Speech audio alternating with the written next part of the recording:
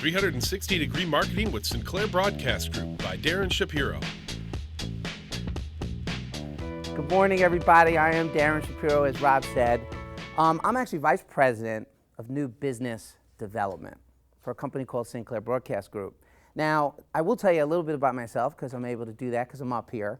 But today, what I really want to do is focus on 2 or 3 very, very cool ways that you could take your marketing and make it what I call 360-degree marketing. What we're looking at is an economy that in the last year showed us the worst recession in 25 years. But we also have to take a look at where this economy is really going. It was absolutely a consumer-driven recession. Consumers stopped spending money. Now, there are reasons. There's unemployment, there's underemployment, but consumers stopped spending money, and the way this economy is going to get better is they're going to start spending money. Do you notice some months they say, wow, the consumers are starting to spend? And I want to take a look specifically at how not only your business can react to how the economy is moving, but how you can stay ahead of it. Now, I'll tell you a little bit about Sinclair Broadcast Group. It's a company I work for. It's the largest group of TV station owners in the United States. We actually own 58 television stations in 35 markets because we own ABC, NBC, CBS, all across the United States. We just happen to have a Fox affiliation here. But today I'm actually going to talk about something more important. I'm going to talk about partnering with local businesses. Now, I've been in my business for 25 years. 25 years TV guy. I've been with Sinclair 21 of those years. When I started with Sinclair, I'll give you a little background. Sinclair was a television group that didn't have 58 television stations. They had 3 or 4. And they had those stations that some of us grew up knowing, which were called UHF. You know, they were on the, you had to put the rabbit ears. Everybody old enough to remember rabbit ears? Or am I the only one? Come on. There was rabbit ears, and they were on those higher channels, 38, 42. You had to stand there holding it. You know, we ran the bad Abbott and Costello movies on the weekend, the cartoons during the week. You remember that. That was how television was in the old days. And because I started, I'm talking about 26 years ago, old days. When I started, all we did was talk to local business owners. But we got to be a little bit of fat cats. You know, we got bigger. General Motors, Taco Bell, McDonald's, all the big players were buying television. So I hate to say it, we started ignoring local businesses. And when the economy dropped out, it was a rude awakening that the biggest asset that we have, the biggest asset, is our local advertisers, our local marketing, not national marketing. We are Madison, Wisconsin's Fox. People who live in Madison watch our television station here. So why wouldn't we actually go out to you? So obviously we want to take a look at what you're doing, because if today all I do is tell you about TV, I don't think it's as compelling as that might have been 5 years ago. What I want to do is offer not only compelling alternatives to what you're doing, but use current technology, and I'll get into that in a little while, to actually take you to that next level. Real, true 360 marketing. Your marketing must mirror consumer behavior. This has nothing to do with how much money you have. This has nothing to do with what budget you have. But you must question whether or not your current marketing mirrors current consumer behavior. But when I was growing up, and I got to look back, okay, because I'm going to talk about consumer behavior, but first I'm going to talk about me and my consumer behavior. So I was a little boy in the 1960s, and I remember only one thing in my house. There was one big black and white TV set, and I was my dad's remote. Darren, get up, change the channel. What did everybody else grow up rich or something? Well, didn't you remember that? Do you remember also then when you finally got a remote, it was called a clicker? It actually clicked. Does anybody remember the clicker? Is there nothing that I'm saying that resonates with anyone in Madison, Wisconsin? The clicker! Well, anyway, so during the course of the day, when I came home from school, that television set became mine because I watched cartoons. But I also remember something very weird happened when I watched cartoons.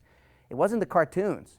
It was the commercials. When the commercial came on, I became a voracious consumer. In fact, that was the thing about television. That's still the thing about television. Television teaches people what's cool. You got to think about that for a second. Think about all the things that you actually see advertised on TV, whether or not you want to use the word cool. Remember, I'm a 1960s child, peace. But it was cool.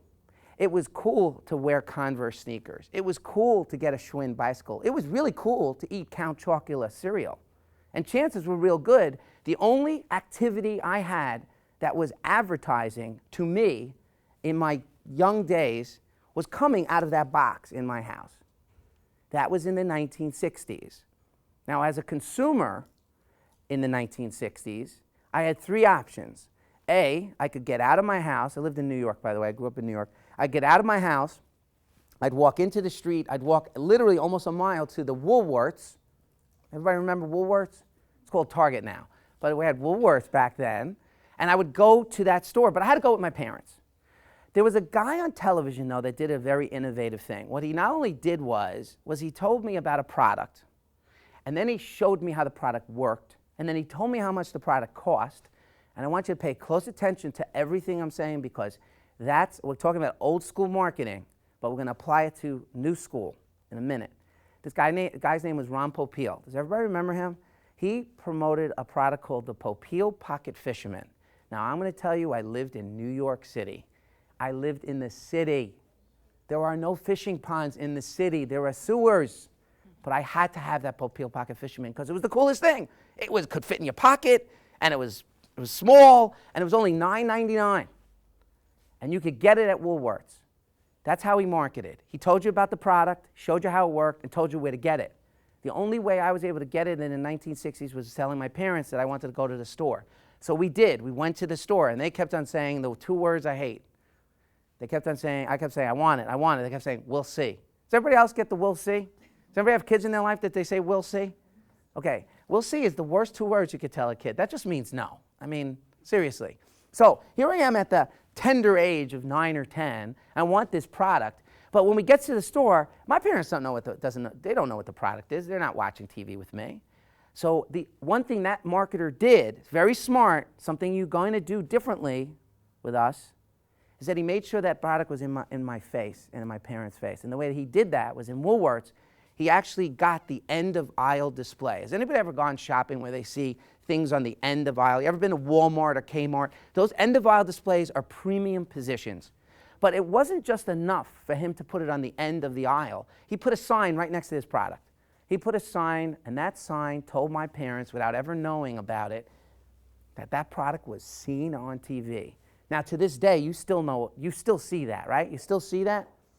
Has anybody ever seen anything say, as seen in direct mail? No.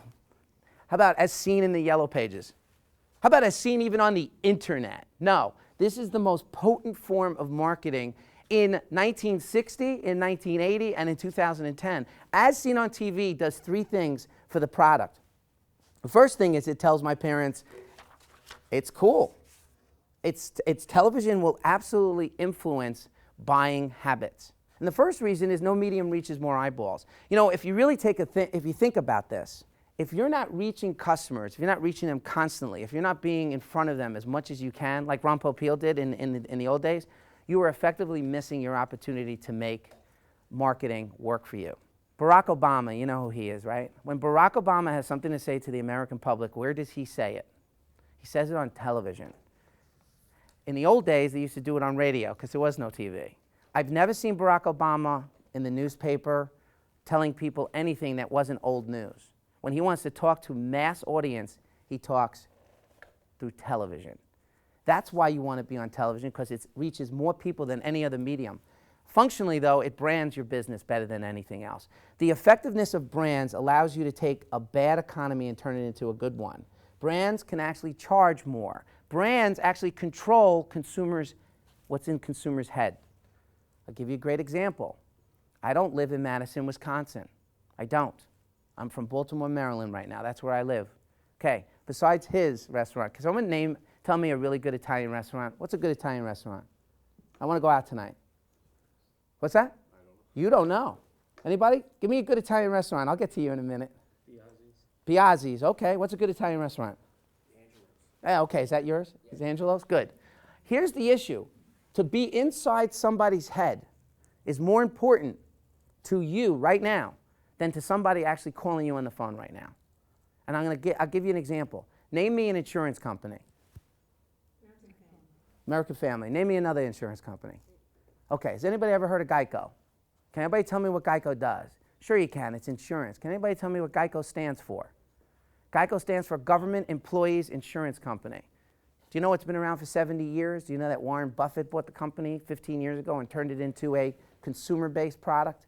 Do you know that right now, Geico is the #2 insurance provider in the United States? Do you know that you will never have to see another commercial for Geico in the next 10 years and you'll still know what it is? They're not convinced that anybody needs to call them the minute it comes on the air, but they did something very simplistic. There's 3 ways you can market. The first one is the best way. It's called simple marketing. You give them 15 minutes, they'll save you 15%. So here's what happens. Geico has decided to take branding to the top level. During this economy, they not only have continued to brand their business and keep it in your head, but they have started to open it up. They're not just cars anymore. They say they do house insurance. They say they do motorcycle insurance, boat insurance. Has anything changed in the last 6 months to a year in your industry that your consumer, even though you think your consumer knows about you, has anything changed that you need to get the word out? Okay. In the 1970s, there was this big, heavy guy came on TV and said, it's time to make the donuts. It's time to make the donuts. What was that for? Dunkin' Donuts. But what does Dunkin' Donuts sell now? Oh, I'm sorry. Right. They don't even talk about donuts. America runs on Dunkin'? What are they, running on jelly donuts? No, they're talking about coffee. McDonald's all of a sudden sells coffee. You've got to understand, marketing in general is sometimes important to brand your business, but there is no other marketing that brands your business like television. There is no marketing that gets the eyeballs out there. And let me tell you how powerful a brand is. I told you I'm 50 years old. When I was 43, I went through my midlife crisis. I went a little early on it. I went and I bought a motorcycle. What kind of motorcycle did I buy? You bet your life I did. I have a black Fat Boy. I've got Vance & Hines pipes. I've got beach bars on it. That's right. I might not look right now like a Harley guy, but I got a fake tattoo and a ponytail that I put on the weekend. But isn't it funny? You said Harley. What? Not a Suzuki? Not a Kawasaki? Not a Honda? And why do you know these Japanese words? They're all brands. But you took an image and you've created an image. That brand is so strong, people tattoo it on their body, especially in Milwaukee. Have you ever seen people in Milwaukee? Of course you have. It's right down the road. But what I'm pointing out is nobody's tattooing your name of your business on your, maybe you do. He might have Angelo. I'm not sure. I'm not sure. But remember, the last thing is no medium adds more credibility. And that's the concept that consumers are actually looking for. Credibility. Is there any reason why anybody bought the ShamWow? Did anybody in here know what the ShamWow is? Of course you do. How about the Snuggie you bought for him? I mean, what was that about? You know, Billy Mays died trying to sell these things. Okay, you know, Billy Mays, the guy who screamed. Okay. What I'm putting out is credibility is the most important thing to a lot of your businesses. I know I was talking, we've got chiropractors in here, we've got credit unions. There's a credibility factor that takes you up 7 notches when you're a brand. Brand awareness is one thing, share of brand is another. You have competitors to your business? You have competitors to your business? Does everybody have a competitor to their business? You, of course, not this guy. Yeah. You have competitors. Television allows you to cut through the clutter. Television allows you to dominate your category, okay? And the credibility is more important. Has anybody seen on TV, right around Christmas or whatever, they always put those ab belts that make your abs tighter? I'm wearing one right now. Do you hear the hum? How's it look? Okay. How do you know about this? They've sold millions of them. Now, I'm not telling you that these things work. That might be a faulty product. But they sell millions because television added instant credibility. No medium does all 3 as well. And last but not least, in the current fragmented economy, nothing stands out better than local broadcast television. Let me tell you something about consumers right now, and I want to know if this affects some of your businesses. Consumers are bizarre. In a good economy, consumers might go 3 people deep to check out, get estimates. In a bad economy, is anybody here an exterminator? Do we have an exterminator? Has anybody ever called an exterminator? Do you know what exterminators do? I'm trying everything today, ladies and gentlemen. I'm trying everything. Okay, so I have termites in my house. Who's the first guy I'm going to call? Terminex? You heard of Terminex? What about Orkin? You've heard of Orkin? In Madison, who's the 3rd guy I would call? Who's the 3rd guy? Who's the 4th guy? Who's the 5th guy? And I'm going to tell you right now, if you're not number 1, number 2, or number 3 in a good economy, you got troubles. But if you're not number 4 or 5 in a bad economy, you got troubles. And I've heard people tell me, especially if it's not an emergency, you might be an emergency business, but if they get 5 estimates, sometimes they decide not to do the business, right? Have you ever done that? You give it an estimate, they didn't even fix anything. And in your business, people are trying to fix it themselves. Boy, that's a good thing for you because God knows that's going to be an unusually expensive job for you to fix. How about your whole promotion is, we fix do-it-yourself jobs? How's that? That's a good one. That's a good one for a plumber. I fix do-it-yourself jobs. That's a good one. That's good. You got that one for free. You got that one for free. I will tell you that you have to think about how consumers are acting, and this is what we're going to talk about. Not just consumers, but consumers who buy locally. And by the way, I'm going to tell you a fact that has just occurred in this economy worse